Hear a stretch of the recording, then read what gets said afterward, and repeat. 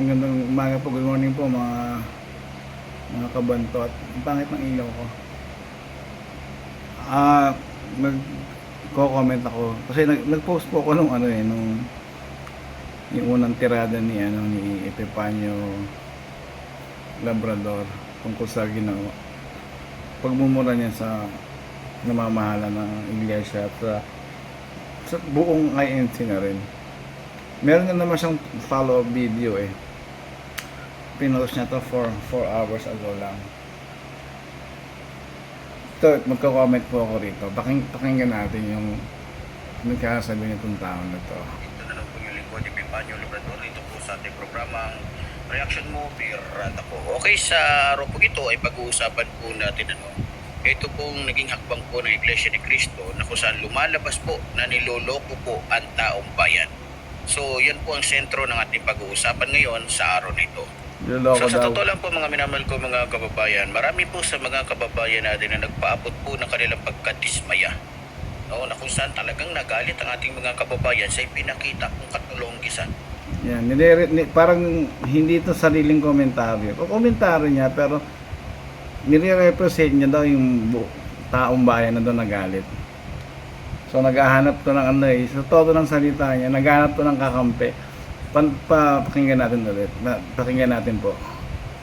Ng reliyong Iglesia ni Manalo. Pero sa totoo lang po mga minamahal Iglesia ni Manalo, hindi naman relihiyon yan eh. Walang ganun relihiyon. mga kababayan, hindi ko na po ikinagulat yan kung bakit maraming mga Pilipino ang nagagalit ngayon sa Iglesia ni Manalo. Maraming Pilipino daw nagagalit. Naghahanap to ng simpatya sa tono ng pananalita niya. Naghahanap to ng susuporta sa mga atake niya. No? Kung di ako nagkakamali, pati yung dating senador na si Franklin Drilon ay galit po. Kay Franklin Drilon, hindi ko alam, wala akong idea kung ano po yun. Ewan ko lang po kung alam niyo kung meron mang sinabi si Franklin Drilon, baka pwede niyo pong sabihin, i-comment. Iglesia ni Manalo. Sino ba naman nang hindi magagalit talaga, di ba?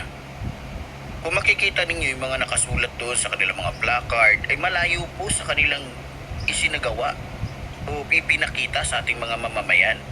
Di ba? Sabi nila walang halong politika. Pero ang kalaban natin, sila Bato, yung iba pang mga politiko, si Marcoleta, nandoon, nagsalita pa.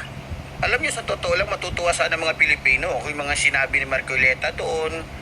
Lagi yung sinasabi, mga Pilipino, mga taong bayan, marami, karamihan, majority, parang ganun. Naghahanap na simpatya to Medyo paatras na bayag nito Tungkol sa pagkakaisa, hindi. Siniraan pa niya yung Quadcom, siniraan pa niya yung camp. Yan. Magko-comment muna ka doon sa mga politiko. Sila ba to? Si Robin, si Tolentino, mga nandun, si Tolentino, si Bongo. Nandun sila, umattend sila. Una-una si Bato, nasa kung napanood nyo sa mga interview sa news. Pumunta siya doon, hindi para bilang isang senador. Pumunta siya doon bilang isang Pilipino na nakikiisa sa layunin ng INC kung ba't ginawa yung rally, yung rally for peace. Yung tungkol naman po kay, ako, opinion ko to hindi naman siya nagmamarunong, pero opinion ko to. At ito rin yung sinabi ni ka Edwil, pinatayo nila dun si Dante Marcoleta. Pero ang introduction sa kanya, hindi siya in-address as congressman. Pinatayo siya doon bilang kapatid, bilang abogado. Ako nakikita ko diyan kasi kaya nagpaliwanag doon si Dante dahil siya yung first hand na sa kanya manggagaling yung first hand information kung ano yung mga nangyari doon sa Senado, I mean sa Kongreso, na binabraso talaga siya. Hindi nga siya pinagsalita, pinapatayo siya ng mikropono. Napakasimple yung hindi na dumaan sa proseso yun yung doon tayo, yun yung inaayos na pilit unang-una talaga po yung documents na galing sa COA, sang-ayon to kay Gadante, kinuha ng ano, parang iko-contempt daw ang COA, sabi ng mga Quadcom siguro nga yung humingi ng documents, kinuha nila, humingi sila ng kopya, bagamat hindi pa tapos yung ginagawang auditing ng COA doon sa budget nga ni Sara. So doon pa lang meron ng paglabag yung Quadcom, yung mga gustong lumitis kay Sara at ipaidaan siya sa impeachment process So yun. Doon pa lang may mali. Yun yung pinapaliwanag ni Kadante na hindi natin alam din, na hindi alam ng maraming Pilipino, na sila na ang humusga, sila na ang humatol, sila na ang nag-audit kay Sara Duterte. Hindi na nila pinatapos yung auditing na ginagawa ng COA na solely dapat COA lang ang gagawa. Hindi sila pwedeng makialam. Yun po yun. Ito, kudalan to ng kudalan na wala namang naiintindihan. Tuloy po natin. Ano kung saan doon din siya galing, di ba? Kung hindi po ako nagkakamali, hindi lamang po si dating Senador Trilon ang nagalit dito. Nagpahayag din po ng si dating Senador Enrile na kung saan talagang pinakpakan, tinira ng gusto ni Enrile ito pong iglesia ni Manalo na kung saan tinira daw, binakbakan. Ito po namang masasabi ko naman niya kay Manong Johnny. Hindi nagpa-interview na ba to na kung totoong sinabi niya na siya ang nagsalita nung, kasi hindi ko rin sure kung verified yung account niya sa Facebook kung verified yun, kung kanya talaga, kasi pwedeng sa edad niya na yun, 100 na, medyo mahina na yun meron niyang social media team, may social media management yan sigurado. Ngayon, ang magandang malaman kung talaga bang sinabi niya yon. Tsaka dapat nga unahin niya ganito di po ba? Kaya tayo ang INC nagsagawa ng rally, peaceful rally. Doon ang nag-trigger talaga diyan yung sinabi ni BBM na hindi siya sang-ayon sa impeachment. Hindi po ba? Tama po ba ako? So, yun yung pinanghawakan ng INC. Kaya na rin, suporta kay BBM at suporta rin kay Sara na sana magkaayos. Although, yung pananakot ni Sara na pagbabanta, mali yun. Yun naman hawak na yata ng NBA yan. So, tingnan natin kung ano mangyayari doon. Bongbong at saka si Sara, nung nangangampanya sila, lumapit sila sa iglesia, di po ba, humingi ng suporta. Sinuportahan ngayon ng INC pareho. Ngayon, ikaw bilang, sige, relihiyon nga talaga. Totoo naman. Nakikita mo yung mga politikong sinuportahan mo na nakaluklok na, nakikita mo may nagkakagulo, di ba? Ikaw ba, nasa matinong kaisipan, hindi mo sila pag-aayusin. Pag-aayusin mo, which is yun naman ang tama. Sino bang gumawa ng ganong relihiyon? Lalo na tong Katolik. Kung tutuusin na, EDSA 1, di ba? Sino ba mga pasimuno ng rebellion dyan? Mga madre, mga pare, mawalang galang na sa mga kamag-anak kong madre, tsaka pare. Hindi ko kayo nilalahat, pero yun ang totoo. Nasa history yan. O EDSA 2, di ba? Nandun din sila, mga pare, mga obispo. Hindi po ba? Diyos ko, sino bang nagsisimula ng gulo sa bansang to? May sinabi pa to na na delikado daw ang bansa dahil sa iglesia. Puro mga katulonggisan, puro kalukuhan lang yung ginagawa, nakikialam, nakikisawsaw sa politika. Reliyon. Ayan. Naman kayo mga diputa kayo. Nakikialam daw, reliyon. Bakit hindi niya kaya unang tirahin muna yung malakas na kialam sa politika? Sino yun? Sinabi ko na po, di ba? So, yun, tanong nyo kay Cardinal Sin. Bago lang si Cardinal Sin. Sabi ko nga mga minamahal ko mga kababayan, delikado po ang ating bansa sa reliyon nito ni Manalo. Delikado daw ang bansa dahil sa reliyon daw ni Manalo. Kaya pala nagka-leche-leche yung bansa natin Dahil din sa mga revolution, EDSA revolt na yan At ang tanong, sino bang namumuno sa bansa? Ano bang mga reliyon sila kaanib? Majority ng mga namumuno sa bansa. Mula sa Pangulo hanggang sa mga barangay captain. Halos lahat Katoliko. Di ba? Ang tayo, yung ba mga iglesia, binatikos ba sila? Ngayon lang, di ba? Tahimik nga iglesia. Ngayon, nagsalita ang iglesia sa pamamagitan ng peaceful rally. Puta, napakasama na ang sama na ng iglesia, di ba? Ang sama na ng katakata, ang dumi ng bunganga nitong tao na ito. Grabe. Yun ang mahirap sa mga sitwasyon natin ngayon na bagay, hindi ko, sinasama ko na sarili ko po. Lahat pwede magsalita, lahat pwedeng magganito. Kahit nakapag-aral, kahit hindi. Pero ito matindi to, masama pa to sa hindi nakapag-aral. Grabe bibigyan din ng tao na to. Grabe po bibig niya, bunganga nito. Darating po talaga yung panahon, yung punto na kukontrolin ng iglesia ng tao. Ha? Never po yun. Kukontrolin ng iglesia ni Cristo ang Diyos ko, ang iglesia, Diyos ko, puro pagtulong ang ginagawa. Paano kinokontrol? Hindi nga umiimik ang iglesia eh. Ang dami ng kaguluhan na nagaganap. Hindi umiimik ang iglesia. Walang relihiyong Sinong relihiyon ba ang, hindi ho ba, ang parang pinupukaw yung damdamin ng mga politiko na magkaayos. Una yun talaga yung intention eh. Hindi yung para pag-alabin yung galit. Hindi po ba? Pero ngayon may mga rallying ginagawa yung mga Katoliko, may mga pari kasama sa dilima. Yun ang pinupush nila yung impeachment. Yun ang panggagalit sa pagpapaalab ng para magkaroon ng gulo lalo. Iglesia, pinag-aayos lang naman sila. Hindi naman talaga tutol sa impeachment. Una-una kasi mali. Nagsimula pa lang mali na yung impeachment na gusto nilang gawin. Doon nga sa pag-audit ng budget, hindi na nila pinatapos ang COA. Hindi po ba? Dapat, kung sinasabi nilang yung rule of law, idaan nila sa rule of law. Doon siya magsimula yung Quadcom na sila mismo unang sumunod. Sila nga po lumalabag eh. Kung napapanood niyo yung mga pagkasalita ni Kadante Marcoleta. Itong ating bansa. Nakita nyo naman, sinungaling. Malayo sa kanilang isinulat sa mga placard na dala nila yung kanilang ginawa.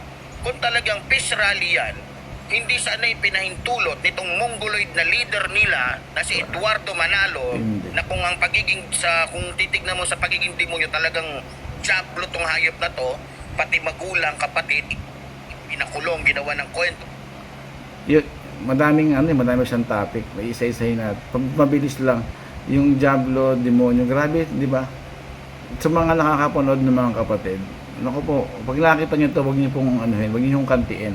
Maganda to, makita natin, maisalang, mademanda to, makasuhan to. Tingnan natin kung paano nyo tidepensahan yung sarili niya.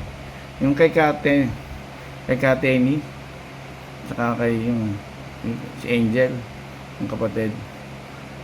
Ang may nakapagsabi po sa akin dyan, ang talagang gusto mangyari dyan ng grupo nila ka Angel. Basta pera po involve yata, pera ang pondo o pera ng kapatiran ng gusto nilang galawin. Hindi na ako mag-i-elaborate kasi baka mali din ako eh. Pero sa side ng nanay ko, puro halos lahat iglesia, 90% to 95%. Kaya yun yung alam ko. Yun yung hindi pinayagan ng pamamahala. Kaya sila tiniwalag. Yun ang tamang relihiyon, di ba? Wala kang kinikilingan, kinakatigan. Magulang kay kapatid ka sa dugo, sa laman. Pag nasa paglabag ka na, doon mo kaso hindi, iba yung opinion nito, palibasa baliktad po yata utak nitong taong to eh. Ginawa ng kasalanan para lang makulong, para di magawa ng pwesto. Biro mo, sabihin wala ba naman nila? Wala naman siya nalalaman sa totoong dahilan at kwento eh. Kaya ito parang parang ibang preacher. Pag narinig mo magsalita, kala mo galing eh. Parang hahangaan mo. Kala mo lahat alam, kala mo marunong. Pero pagka sinuri mo siya, yun, tae po laman ang ulo. Israeli lang daw. Ha? Yung kanilang ginagawa is peace rally. Hindi pa politika. Walang nga. Rinig na rinig ng buong bansa. Gusto nilang turuan, gusto nilang kontrolin ang kamera para pigilan yung impeachment complaint laban dito sa Hindi po yata gano'n ang totoo. Hindi, dapat sa may mga debate pa po yan, di po ba? Bago talaga umakyat yung impeachment na yan. Susuriin kung talagang merong ano ba yung probable cause para i-impeach talaga si Sara. Doon pa nga lang po sa audit o pag-audit ng budget, binaypas na nila ang COA. COA lang ang bukod tanging dapat at may kapangyarihan sa ilalim ng batas na mag-audit at hindi yung Quadcom. Pero pati yung pag-audit sila na. So binaypas nila yung COA. Sino hindi sumusunod sa rule of law? Nakaw na anak ni Rodrigo Roa Duterte na si Sara. Sa totoo lang mga kababayan sa Magnanakaw daw si Sara. Pero si Enrile na nagsalita, pinuri niya pa si Enrile. Kasi ang problema sa mga Pilipino, madaling makalimot Madali tayong makalimot. Si Enrile po nakulong yata to, kinasuhan to ng tungkol dun sa para ma-refresh lang po kayo. Yung kay sila nila Bongbong tsaka ni Jinggoy, yung pera na yung pork barrel, yung involved dyan si sino ba yung babae? Hanapin ko. Yung babae, sino yun? Yung marap sa hearing po nun. Ayun pala, yung kay Enrile, nabigay ito ng pamasko doon sa mga senador na hindi kumuha sa kanya nung pa si Enrile. Siya pa yung nakaupong Senate President. Ganito manipulate ni Enrile yung pondo. Si Janet Napoles yan. Magkano yung perang pinag-uusapan nila rito? Parang yung PDAF yun, hindi po ba kung maalala nyo PDAF? Parang ang sabi dito sa 172 million. Yan. O bakit siya tahimik siya kay Enrile? Dapat ito nga, hindi niya dapat makakalimutan. Wala na pong nangyari. Yung controversy na yun, namigay ng pamasko si Enrile sa mga senador na kumampi sa kanya, na wala na. Hindi niya sinagot ni Enrile. Napakadami. Kung tutuusin ito si Enrile, isa to sa mga traidor ng bayan Nilaglag niya si Marcos, kumampi sila ni Ramos nung kay Cory, di po ba? Itong mga anyway, ibang kwento na po kasi yun Tapos lumalaki po yung ulo ng iglesia ni Manalo Akala mo na kung ng mga siga, akala mo kung sino ng makapangyarihan talaga itong mga hayop na to Grabe. Baka nakalimutan ninyo, reliyon kayo. Ha? Dapat wala kayong kinalaman, wala kayong koneksyon sa politika. Kung doon tayo magbabase sa sinabi niya, dapat si mga pare unahin niya tsaka mga madre. Balikan niya yung history ng Pilipinas. Kung bakit tayo ngayon nagkandaleche-leche talaga yung bansa. After ni Macoy, yung matandang Marcos. Saan ba nasa lak tayo? Sa kahindik-hindik na hindi po ba? Ngayon pati yung China sinakop tayo. Panahon ni Cory, isang maliit lang na nag-aaral pa ako sa Palawan noon, magseminaryo kasi ako 1987. Na balita yun sa Palawan, sa local newspaper ng Palawan. Gumawa doon ng isang maliit na parang sa dagat, sa Spratly. Yun daw ay pahingahan ng mga insect. Pinabayaan nila to magmula kay Cory hanggang sa pagdating na kay Duterte, malala na. Hindi po ba? Mga nakaupong presidente natin, Diyos ko, totoo lang sila may kasalanan Anong relihiyon ba nitong mga to? Puro Katoliko to. Bakit hindi niya batikusin? Yung mga pare, yung mga madre, sila sumasama sa mga revolt, di po ba? EDSA, Cardinal Sin, kahit hanggang ngayon, yung mga paring sumasama sa ngayon, yung mga rally nilang ginagawa, kasama si De Lima, yung mga pare. Ang ina ninyo, kitang-kita na yung Pati pala sa impeachment na yan, may mga obispo yatang kasama dyan. Hindi ko alam, basta ganun po yung kwento mga galawan ninyo, mga kupal kayo. Kupal daw. Ba? Iglesia ba talaga kayo ni Cristo? O iglesia kayo ni Manalo, mga dimuho kayo? Hindi May papanta-panta pa kayo sa akin. Putang ina ninyo. Isa lang masasabi ko Minura, sa inyo. INC. Kahit 100 beses pa kayo Minura, ang miyembro.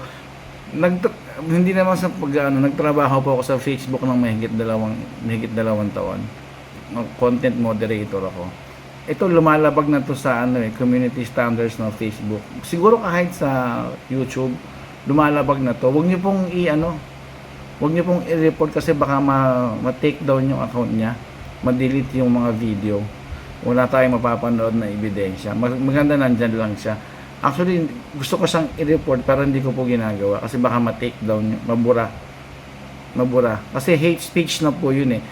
Yung atake kay Ka Eduardo sa social media, like particularly sa Facebook, hindi talaga i-take down yun. Hindi magba-violate kasi public figure si Ka Eduardo eh. Hindi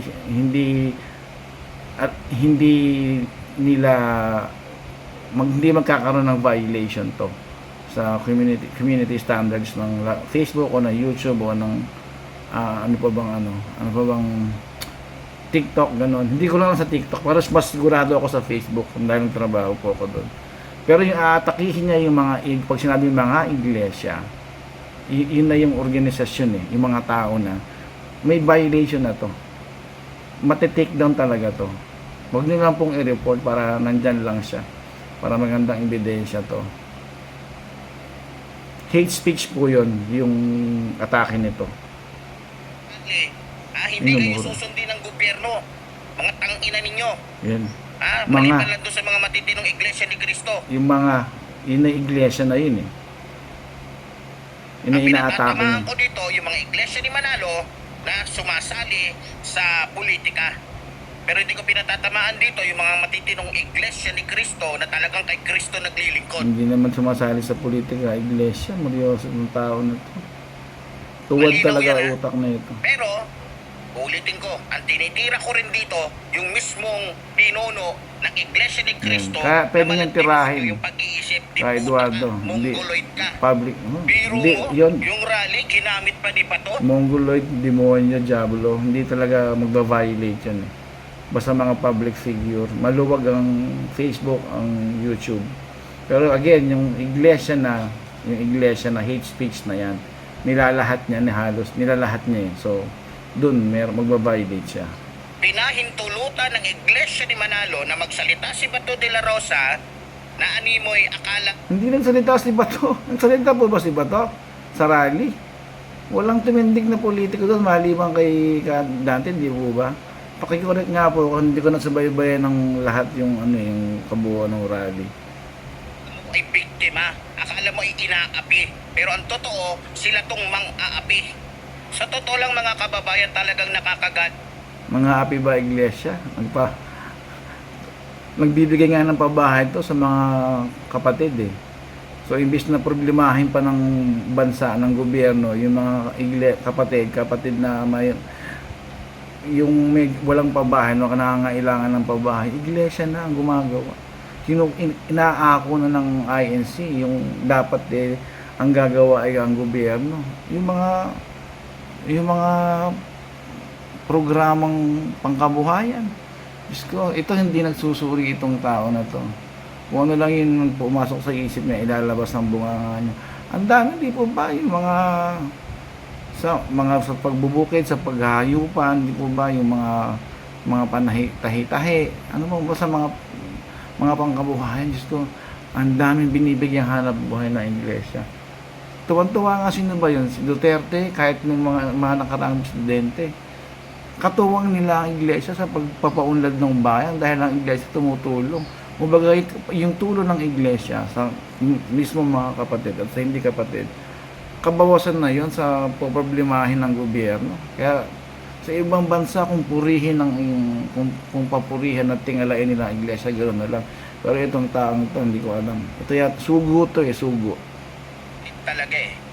Nakita niyo ba, ginamit yung pagkakataon ni Bato de la Rosa, ginamit niya yung pagkakataon na yon para magsalita, na para pag gusto niyang palabasin, na ipakita Nagsalita si Bato doon sa baba, hindi sa entablado, hindi po ba? Tama ba ako?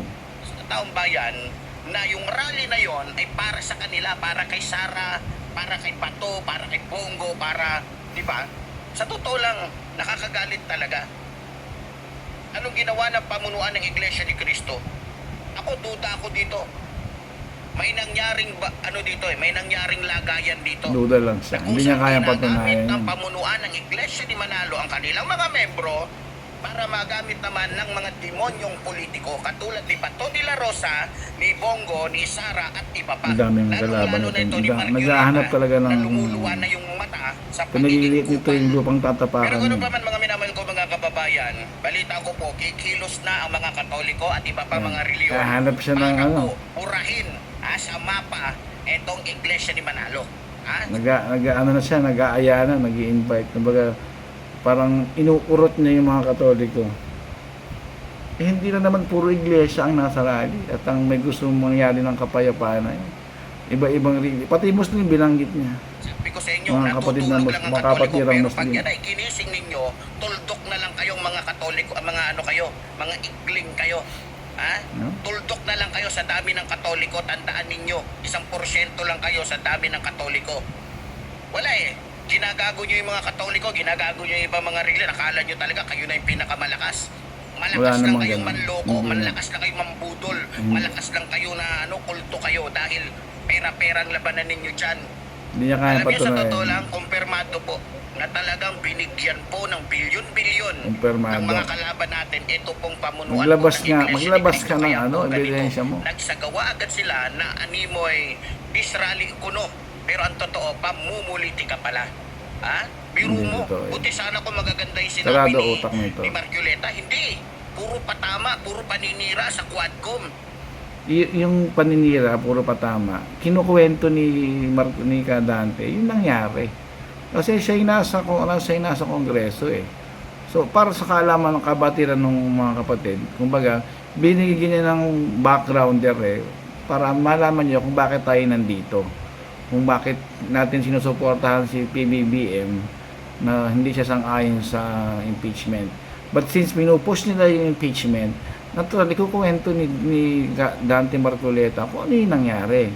Na hindi talaga dumaan sa rule of law itong mga to sa process na tama. Ikagaya ng binanggit yung example, marami pa pong dahilan na talagang binabraso na nila yung impeachment para matanggal si Sara. Pinakaunang dahilan at alam ko po, yan yung sa Commission on Audit. Hindi na nila pinatapos. Quadcom na mismo nag-audit kay Sara. Yan ba yung peace rally ng Iglesia ni Manalo? Sa totoo lang mga kababayan, hindi na po ako magtataka kung bakit napakayaman ng Iglesia ni Cristo o Iglesia ni Manalo. Kasi nga, pera-pera ang labanan dyan. Kahit masama, kahit gago, kahit demonyo, basta mabigyan lang sila ng pera, gagamitin yung mga membro nila. Hindi totoo yan. Gusto sabi ko nga po sa nakaraang kong video, di ba? Kung gaano magsinop ng pera ang iglesia. Sa mga taga-pananalapi nga, di po ba? Mga tsahin ko, nasa pananalapi lalo. Ang ginagawa nila, pag nagkamali sila ng bilang at hindi nagtali, basta ganun po yung kwento ng mga tsahin kong isinaalala ko, gagawa ka ng salaysay kung ba't nagkamali ka ng bilang sa pananalapi. Pagsamba, di po ba, binibilang ng mga taga-pananalapi. So, ang ginagawa nila, imbis na gumawa sila ng salaysay na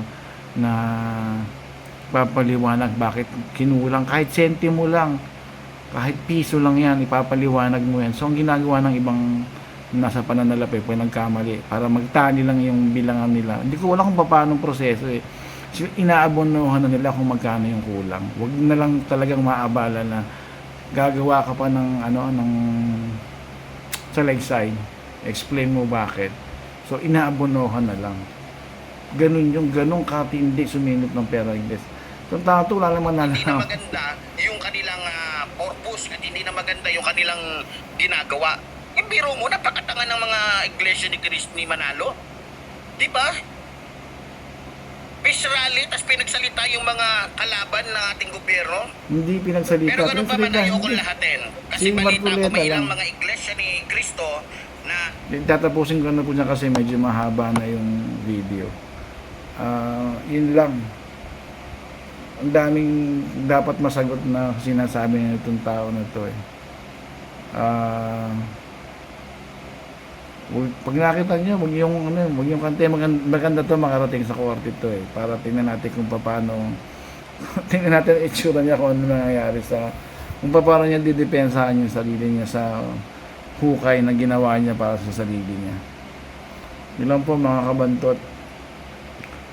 Share nyo na lang po yung video kung kung gusto nyo. Sa Facebook, sa YouTube, meron po akong doon, Kabantot channel. Yun lang.